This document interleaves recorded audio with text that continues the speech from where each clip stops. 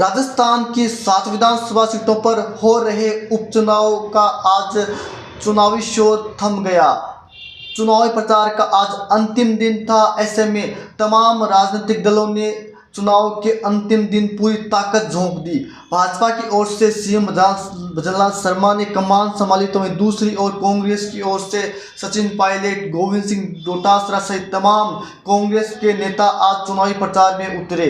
वहीं तीसरे फ्रंट की बात करें तो आरएलपी, इसके अलावा बीएपी पार्टी की ओर से भी पूरी ताकत के साथ आज चुनावी प्रचार किया गया। लेकिन आखिर इस चुनाव से पहले ये सभी दल हैं वो कहां खड़े हैं, जो प्रत्याशी अपनी भाग्य को आजमा रहे हैं इस उपचुनाव में, आखिर उनकी क्या स्थिति है, इसी के ऊपर आज हम बात करें। क्योंकि अब बहुत ज़्यादा समय है, वो चुनाव में नहीं रहा है। मतदान की तारीख है वो 13 नवंबर है और 23 नवंबर को चुनावी परिणाम है वो घोषित हो जाएंगे। लेकिन आखिर इन सीटों के ऊपर कौन सा नेता किस पोजीशन पे है, कौन किसकी पोजीशन ठीक है, इसी पर आज हम बात करेंगे। सबसे पहले हम बात कर लेते हैं शेखावाटी की सीट यानी कि झुंझुनू की।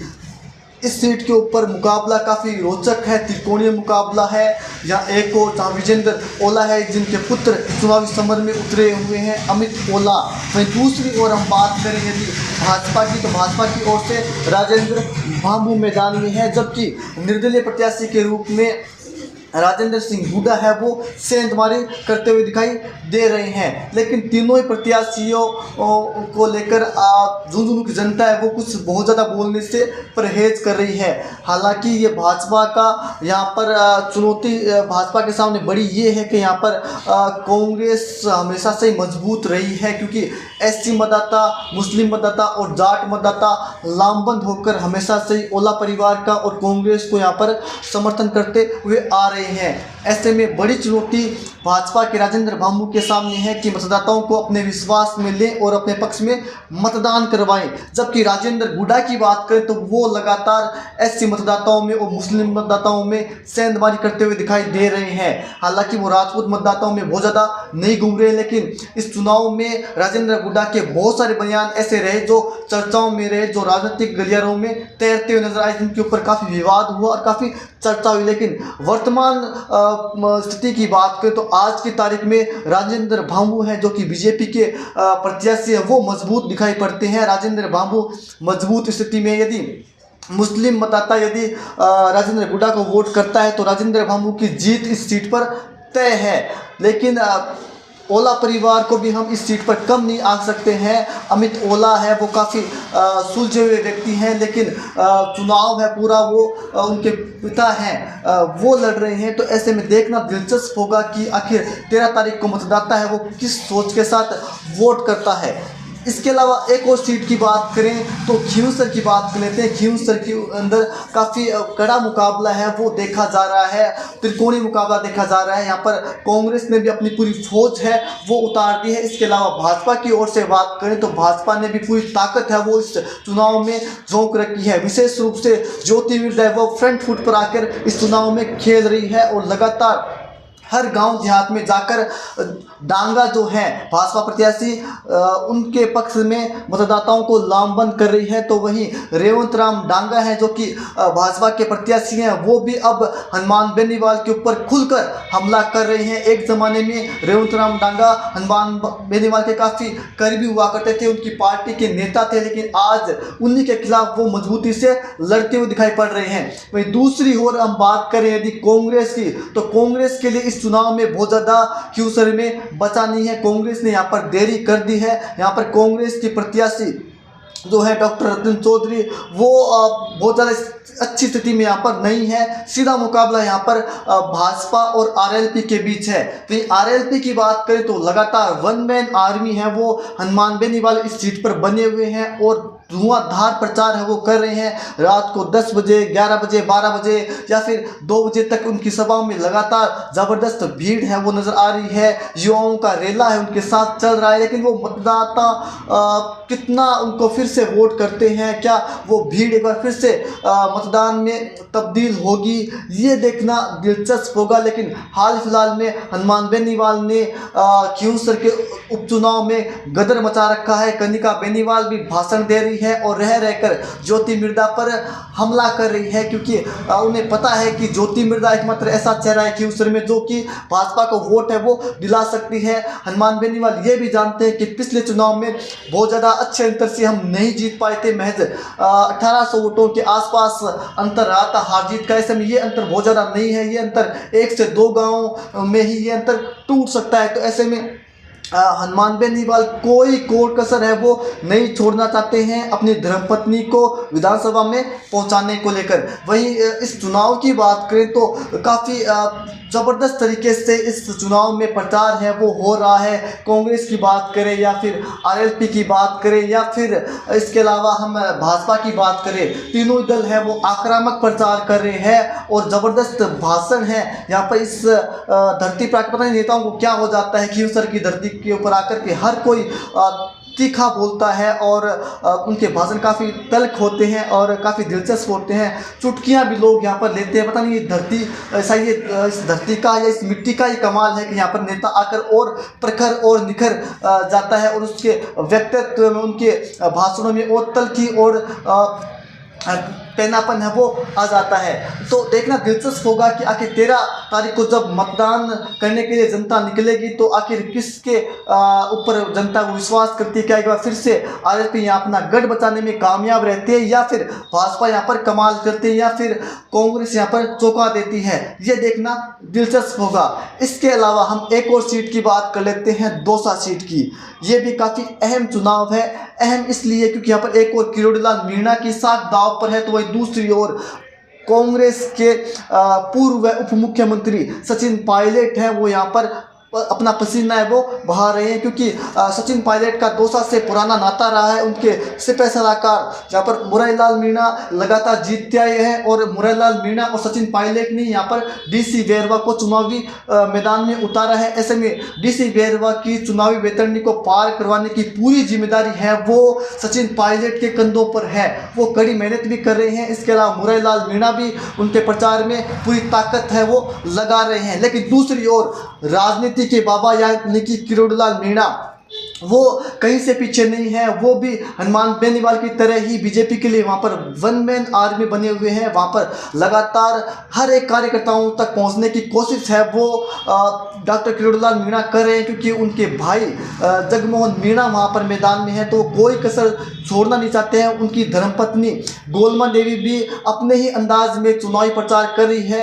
यहाँ पर बाबा यानी कि डॉक्टर किरोड़ीलाल मीणा डांस कर रही हैं, वोटों की भिक्षा मांग रहे हैं, तो अलग अलग प्रकार से मतदाताओं को लुभाने का प्रयास कर रहे हैं। यहाँ पर सीधी फाइट कांग्रेस और भाजपा के बीच है। देखना दिलचस्प होगा कि क्या इन 10 महीने के कार्यकाल के नाम पर यहाँ पर मतदाता वोट करते हैं या फिर कांग्रेस को एक बार फिर से यहाँ पर मजबूत करते हैं, क्योंकि पिछले कुछ चुनावों की बात करें तो यहाँ पर कांग्रेस का पलड़ा भारी रहा है। लेकिन इस बार मीणा मतदाता मुरारीलाल मीणा को देखकर वोट करता है या फिर किरोड़ीलाल मीणा को देखकर वोट करता है, ये दिलचस्प होगा। और जिस ओर मीणा मतदाता जाएगा उसकी जीत तय है।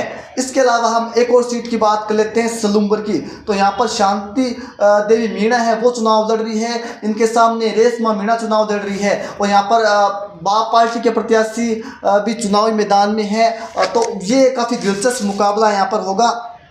सलूम्बर की बात करें तो ये जितेश कटारा के ऊपर काफ़ी निर्भर करता है कि जितेश कटारा जो कि बीएपी यानी कि भारत आदिवासी ट्राइबल पार्टी के उम्मीदवार हैं, बाप पार्टी के उम्मीदवार हैं, राजकुमार रोज जो कि राजनीति में उभरते हुए एक सितारे हैं, उनकी पार्टी के उम्मीदवार हैं जितेश कटारा, वो कितना कमाल कर पाते हैं। सूत्र ये बताते हैं कि कांग्रेस सलूम्बर की इस चुनावी चौसर से बाहर हो चुकी है। यहाँ पर सीधा मुकाबला बीएपी पार्टी और भाजपा के बीच है, यानी कि जितेश कटारा और शांति देवी मीणा के बीच है। अब देखना होगा कि कांग्रेस है वो किस प्रकार से यहाँ पर चुनावी प्रचार है वो उन्होंने किया है, कितने वोटों कितने मतदाताओं को अपने पक्ष में करने में सफल हुई। हालांकि पूर्व की बात करें तो उन 7 सीटों में से एकमात्र सलूम्बर की ही सीट है जो कि भाजपा के पास थी। एक बार फिर से भाजपा इस पर फतेह हासिल करने के लिए जी तोड़ मेहनत करी, क्योंकि यहाँ पर दिवंगत नेता जो अमृतलाल मीणा थे उनके निधन के बाद ये सीट है वो खाली हुई थी, और अब उनकी पत्नी शांति देवी मीणा है वो चुनावी मैदान में है। तो भाजपा इस सीट पर कोई कसर नहीं छोड़ रही है। तो वहीं दूसरी ओर बीएपी पार्टी यहाँ पर ज़बरदस्त तरीके से अपने पाँव है वो पसार रही है। कोई बहुत ज़्यादा अतिशयोक्ति नहीं होगी यहाँ पर बीएपी पार्टी चौंका दे तो। इसके अलावा हम रामगढ़ सीट की बात कर लेते हैं, जहाँ पर सचिन पायलट आज चुनावी प्रचार भी करते हुए नजर आए। रामगढ़ सीट है ये कांग्रेस के पूर्व नेता जुबेर खान के निधन के बाद खाली हुई थी। अब उनके जो पुत्र हैं आर्यन जुबेर खान वो मैदान में हैं। दूसरी ओर यहाँ पर भाजपा की ओर से बात करें तो भाजपा की ओर से यहाँ सुखवंत सिंह भाजपा की ओर से मैदान में है।